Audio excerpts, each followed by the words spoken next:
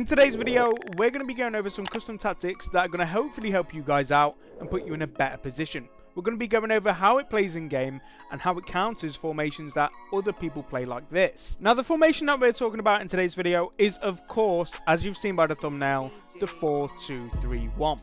Now you can see that we actually start in the wide 4-2-3-1, and that is for good reason. Now let me talk you through it. In the 4-2-3-1 wide, you're a little bit more defensively secure. And that's because you have a left midfielder and a right midfielder. You'll be able to use these guys to defend a little bit better and have a little bit of a better structure. Now, build-up style, this is important. You're going to want counter, and you are also going to want the defensive approach to be 95 depth. This way, as soon as you lose the ball, you can have that instant press from your AI and really squeeze your opponent. Now, when it comes to player roles, you're going to want your striker on advanced forward, your cam on shadow striker, and your left mid and right mid on inside forward. When it comes to your CDMs, you're going to be wanting to play both of them on deep lying playmaker and on build-up.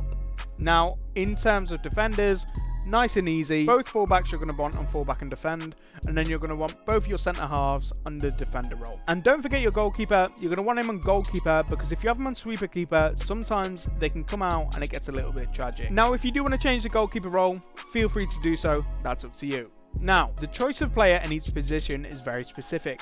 With help from meta ratings from EasySBC's website, I suggest you go take a look.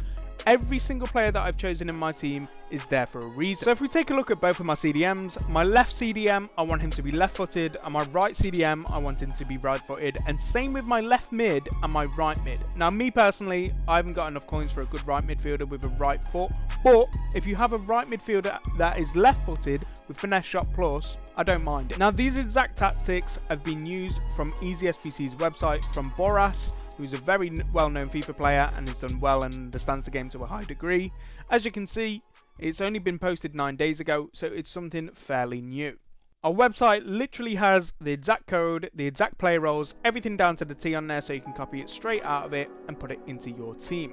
Also as well, if you want help making a quick little team, you can also do that on there. It doesn't take you 5 minutes. But anyway, one of the most important things that we're going to be getting into in this video is the gameplay, the examples of how this really works. So, let's get into it. One of the main strengths about this formation is how good it is on the counter attack. You can see I've made one pass, play my second pass, and I'm already in a dangerous position.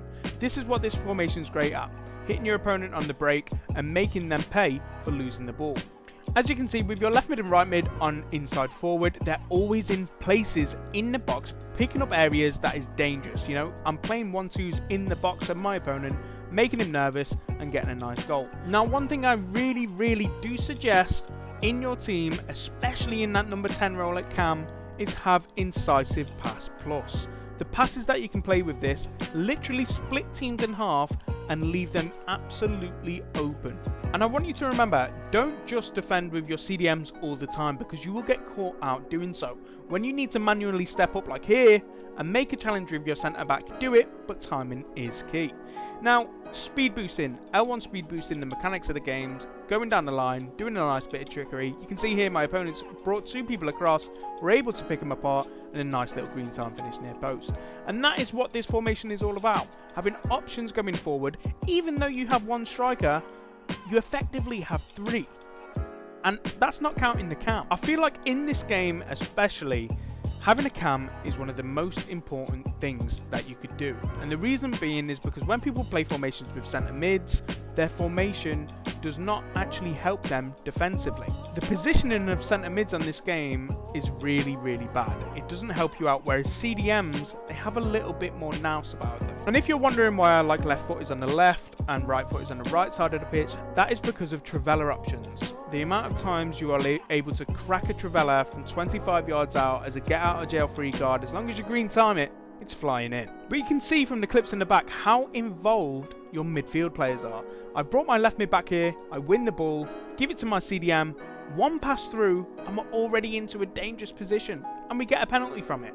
Honestly, with our CDMs being involved in that build-up play all the time, they are key cogs to what we are doing. They are linking the play together and making us play some great football. Now, one thing I will say is, not one tactic suits every single person. So if you want to use this as a template, something to work from, you think, listen, I like this, but I don't like this, I'm going to tweak this, that is perfect, that's fine. Make sure you do that. Now don't forget to comment down below if you enjoyed the video, or just feedback and tactics that you might want us to try and explain to you so that you have a better understanding. But for now, I'll see you in the next one.